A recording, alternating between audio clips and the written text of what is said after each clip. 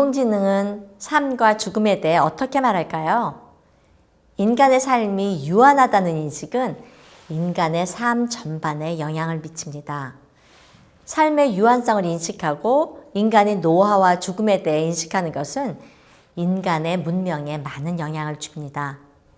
따라서 인공지능 기술의 개발에 대한 낙관론이 대세인 오늘날에도요, 앞으로 다가올 생물학적이고 기계가 결합된 하이브리드 시대가 노화와 죽음에 어떤 영향을 미치게 될지를 살펴보는 것은 매우 의미 있는 일입니다.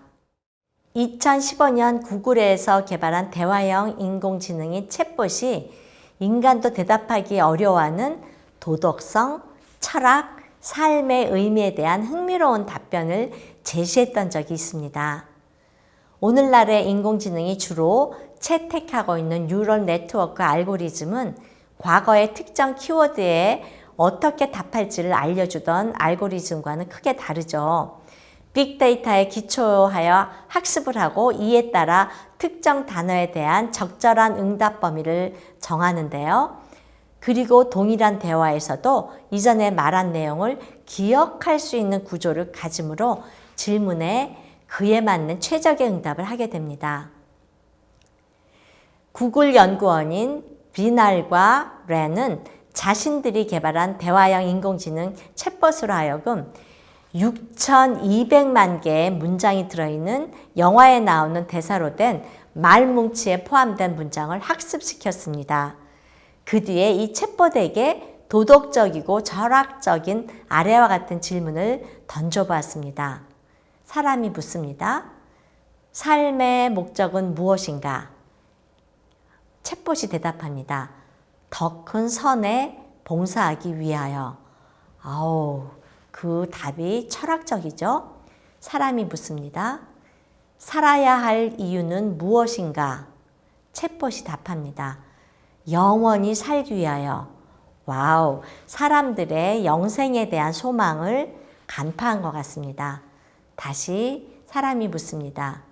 죽음의 목적은 무엇인가? 챗봇이 대답합니다. 삶을 살기 위하여. 삶과 죽음의 함께 연결되는 그 의미를 파악한 듯이 그렇게 대답을 했네요. 그러나 여기에서 인공지능은 단지 주어진 데이터에 기초하여 물음에 답을 제공하는 것 뿐이죠. 만일 챗봇에게 제공된 데이터가 죽음학에 대한 알고리즘으로 데이터화되어 있다면 아마도 삶을 더 의미 있게 살아간 사람들의 이야기를 사용해 철학적으로 죽음학이 바라보는 삶과 죽음에 관한 그런 적절한 응대가 가능했을 것입니다. 데이터를 기반으로 학습하는 인공지능을 이용한다면요. 여러분의 사후에도 마치 여러분이 현재 살아있는 것처럼 어떤 질문에 답을 할 수도 있을 것입니다.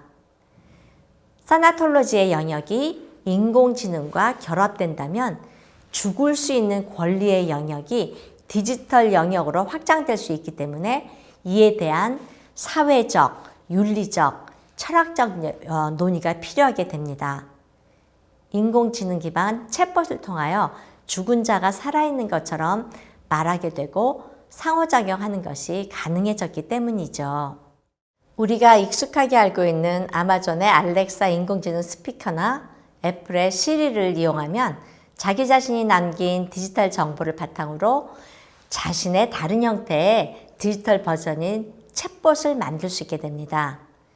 MIT 미디어 랩의 예측에 따르면요. 개인이 각각의 챗봇을 만들려면 약 1조 기가바이트의 개인 데이터가 필요하다고 해요. 앞으로 약 2070년 정도면 이런 데이터를 모을 수 있는 기술이 충분히 발전할 것으로 예측되므로 사망 후에는 자신의 디지털 버전을 남길 수 있게 됩니다. 그래서 디지털 내세라는 영역에서 여전히 살아있는 사람들과 교류하게 되는 사별과 죽음이라는 개념은 전통적인 사나톨로지와는 매우 다를 수도 있을 것입니다. 이미 몇몇 벤처 기업에서는 이런 이론에 따라 앞으로 죽음과 장례식 산업의 변화가 오게 될 것을 예측하고 있답니다.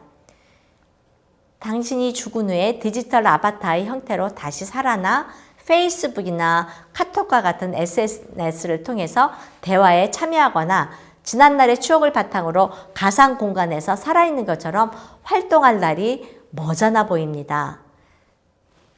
여러분이 원하든 원하지 않든 조만간 이런 아바타가 죽은 사람을 대신해서 디지털 내세를 살며 인간의 죽을 수 있는 권리가 유보되는 그런 일이 일상화될 수 있을 것입니다.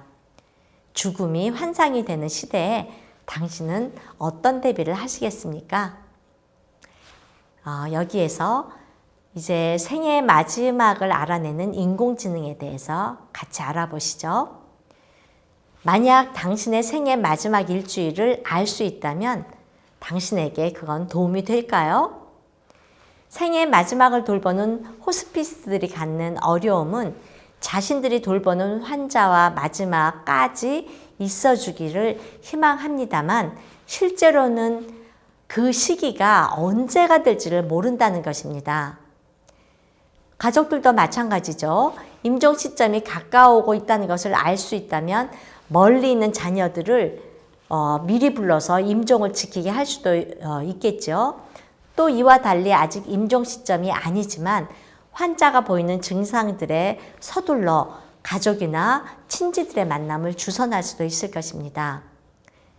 미국에서는 호스피스 병동에 입원했던 환자들의 전자의료 기록, 그것을 바탕으로 환자들의 임종까지 마지막 일주일을 예측하는 인공지능 기반 프로그램을 개발했습니다. 그들은 그 시기에 보이는 환자들의 일부 요인으로 식욕부진, 졸음, 무기력, 전체 증상, 부담 등과 같은 개별 환자 데이터를 이용해서요, 생의 마지막 일주일을 예측하게 했습니다. 정확도가 높기도 해요. 정확도가 97%에 달한다고 합니다. 이 정도면 환자의 남은 일주일을 매우 정확하게 예측하는 것이 가능한 것으로 보여지죠. 환자와 가족은 마지막 순간이 가까워짐에 따라서 더 강력한 수준의 서비스를 필요로 하는 경향이 있습니다. 퀴블러-로스는 그 시대상을 반영하여 죽음을 맞이함에 있어 인간의 존엄성을 강조했다면요. 지금 이 시대에는 인공지능이 거대한 지진처럼 몰려오고 있어서 죽음에 대해 예측하고 준비하고 대비하지 않는다면 또 다른 의미에서 비인격적인 죽음으로 내몰릴 가능성이 매우 큽니다. 그런 점에서 인공지능을 통해 환자의 사망 시기를 예측하는 것은 의미가 있는 일이죠. 각 사람마다 죽음의 여정은 독특합니다. 어떤 사람들은 매우 점진적으로 약해지기도 하고 어떤 사람은 더 빨리 쇠약해지기도 합니다. 이런 이유로 죽음이 다가오는 사람들에게 곁을 지켜주는 사람의 역할은 함께 해주고 위로를 제공하고 부드러운 말과 행동으로 그들을 안심시키는 것일 텐데요. 환자가 6개월 이내에 사망할 가능성이 있다면 그 환자를 위한 보다 전문적인 치료인 호스피스로 전환할 것을 권장합니다. 호스피스 병동에서는 통증 완화와 위안을 통한 치료를 계속 받을 수 있고 호스피스는 환자와 가족들에게도 제공될 수 있습니다. 그런 점에서 환자의 임종 시기를 정확하게 예측할 수 있다는 것은 환자나 가족들에게 모두 준비의 시간을 가질 수 있는 여유를 준다는 점에서 인공지능의 혜택이라고 할 수 있죠. 분명히 기계에 의한 예측이 가져올 혜택으로 의료 오류의 비율을 줄이고요. 임상의사가 쉽게 이해할 수 있는 의료 지식 데이터베이스를 가능하게 함으로써 보다 정확하고 예측 가능한 의료 서비스를 제공할 수 있게 합니다. 그런데 문제는요. 인공지능이 데이터를 통해 학습하고 예측할 때 왜 그렇게 판단하는지에 대한 이유를 말해주지는 않는다는 것입니다. 임종을 앞둔 사람이나 가족의 입장에서는 기계가 당신의 수명은 언제까지입니다 라고 말할 때 매우 당황스러울 것입니다. 그런 점에서 인공지능 기반의 수명 진단은 의료진의 결정을 돕는 도구로 활용하는 보조적인 기능으로 한정할 필요가 있습니다.